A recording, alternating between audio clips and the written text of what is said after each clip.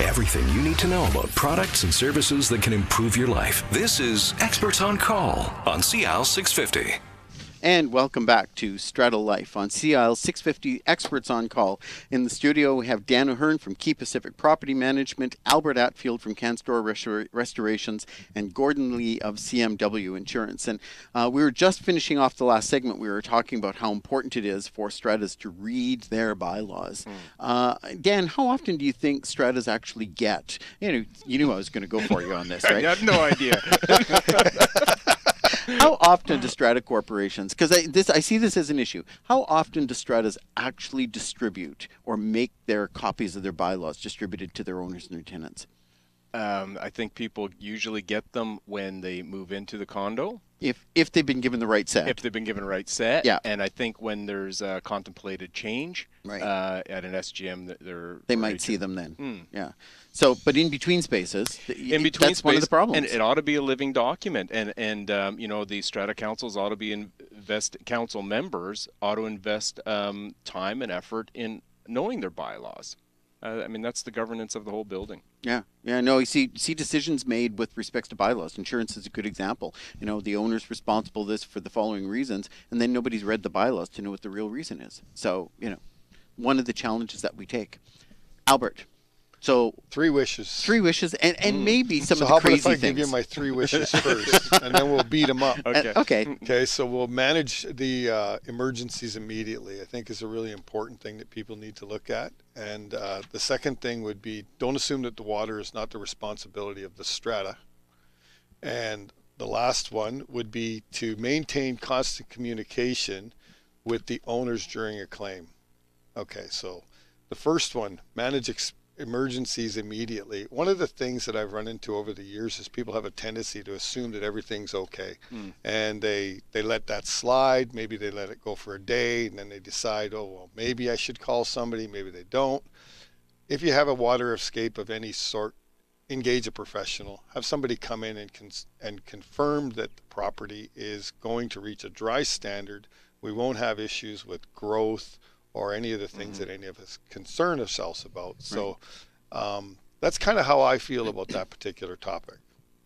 The second thing, as far as don't assume that the water is not the strata's responsibility, I think what we need to do is make sure that strata's engaged whenever there's a situation where you've had an escape of any sort in your unit, so that the strata knows that the property has been dealt with properly.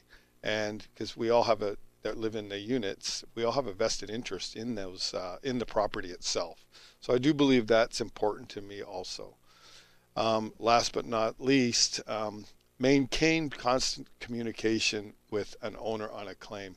As a contractor, one of the toughest things, and probably one of the worst managed things, is contractors have a tendency just to assume that the owner's well informed and they know what's going on. Contractors need to be engaged with the owners and make sure they're updated as frequently as possible. And there is challenges to larger losses that involve multiple units. But if there's a situation where you're not engaging with people, it's just frustrating that they don't know the start date, end date. They need to know where they're going to be within the whole project itself. So, well, and one of the complaints that we get a lot is that somebody will just give somebody an answer to make them go away. But it turns out nobody really knows what the answer is. Yeah, and I think we talked about this earlier, Tony. One of my mottos myself personally is that I feel it's easier if I tell the truth right up front, and I maintain the same story through the whole process. That way nobody's misled about somebody else's comments. The reality is, if you stick to the same story and you're honest and you tell the truth, everybody will know where they are, and some may not be happy about it, but at least they know where we're going. Yeah, and if we don't know the timeline yet, we don't know the timeline. Exactly. Right, and that's one of the problems that we have in stratas, is it puts a lot of pressure on everyone when there's misinformation, especially in big claims. Half of the people moved out, people are still moving in. Misinformation that we see that arises that creates problems. Your building may be totally damaged. Everybody's had to move out of the building. Guess what? You still have to pay your strata fees. You still have to pay your utilities. You still have to pay your mortgage. all of the other things of life operations still go ahead, and yet there's a fair amount of misinformation out there that people have other understandings around that. So, just staying dedicated to what the obligation of the strata is a big part of the deal. Albert really hit on a key there, is the communication. Like you said, I mean, people don't mind waiting. It's when they're led to believe it's going to be weeks and it turns into months. Yes. And opening the lines of communication. I mean, and that to me just triggered a whole lot of thoughts about how we communicate. You need to establish the protocols where the people are communicating directly with yourself or with CanStar. Sometimes there'd be another resource that is set up.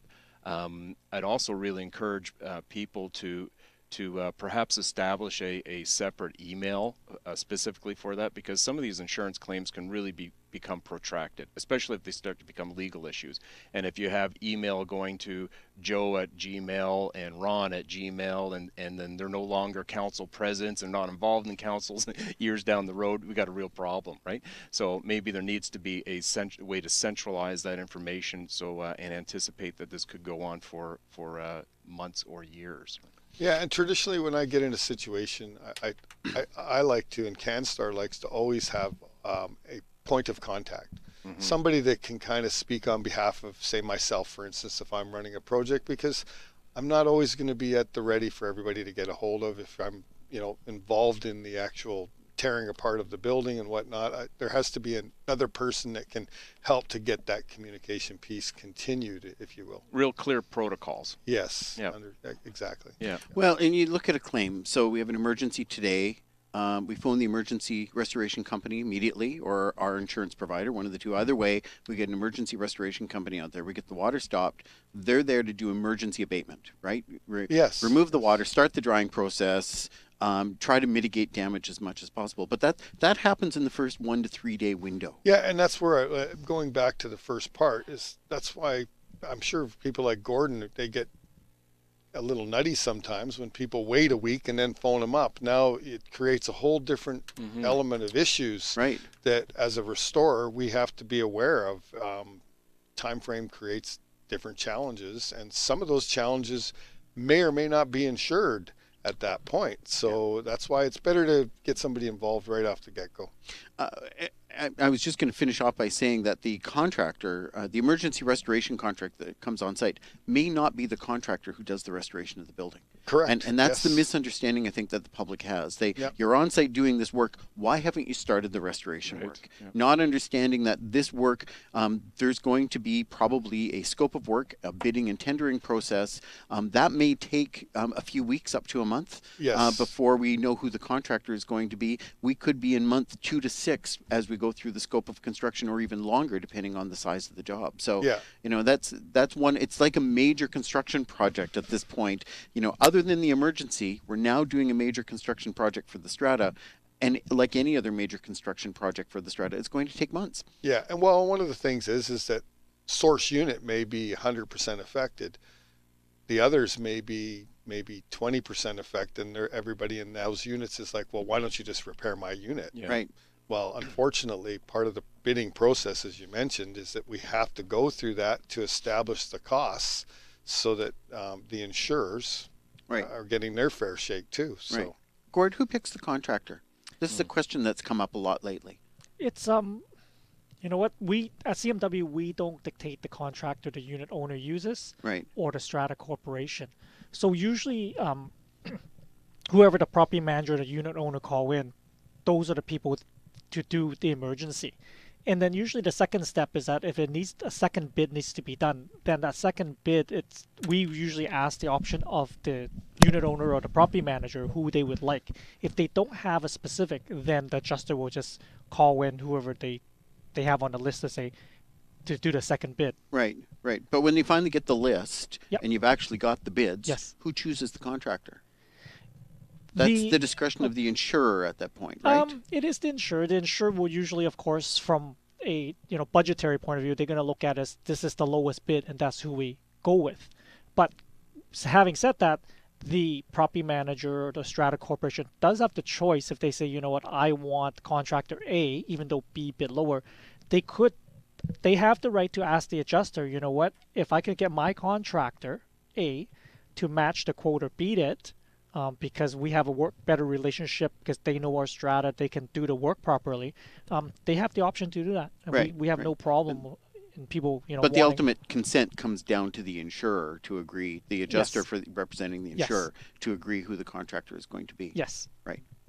Okay. Yeah, there's confusion around that in the industry. That's another one of the challenges going on, right? Lots of confusion. How to remove confusion from the industry. So, Albert, we know you've got stories. You're kind of holding back on us. So, you know. Well, it depends what kind of story you want. Well, some of the stupid things that people do when they're doing emergency restoration. Well, emergency restoration. Well, with emergency restoration, I've run into all different types of issues. A lot of people seem to think that sprinkler heads are coat hangers, which I've never really kind of gathered out how they figure that, but there would be one of my pet peeves.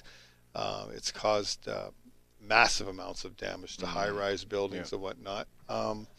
Second thing is simple things like people not running exhaust fans when they're cooking, or exhaust fans when they're taking showers, and then they're phoning up the property managers and they're complaining because they got mold all over their windows. There's little things like that that people need to pay more attention to. Burning Christmas paper in gas fireplaces. Oh, that's a good one. That's always a special one. And Christmas is coming up, and we know we're going to get swamped with unusual claims for things like that, right? You know, we were just saying that the one of the retailers is selling old-fashioned candle holders to put real candles on live Christmas trees, which is pretty much a guaranteed fire, I think. You know, we stopped doing that because that was a bad idea, and yet here we are going back to nostalgia. I guess what is old is new. Well, then I guess nostalgia involves burning down homes, because you know it's just. But it's some of the crazy little things like that occur. Well, and for instance, unattended cooking. Right. People have Deep a tendency, you know, well, deep frying, or they preheating oil on an oven or a stove. While they're filling the bathtub, they're going to overflow. Right, and they're getting the grease hot on the back deck so they can deep fry the frozen turkey at the same time. Or they've got the mistletoe and they're paying more attention to their wife than they are the cooking. Right. You know, there's all kinds of things that I've seen, and the challenge is that we need to think before we do silly things. I think that's the point that I'm trying to make. Oh, well, that just takes the fun away from doing silly things. Yeah. On that note, I'm Tony Juventu. You're listening to StrataLife on CIL 650. We'll be right back after these messages. This is Experts on Call on CIL 650.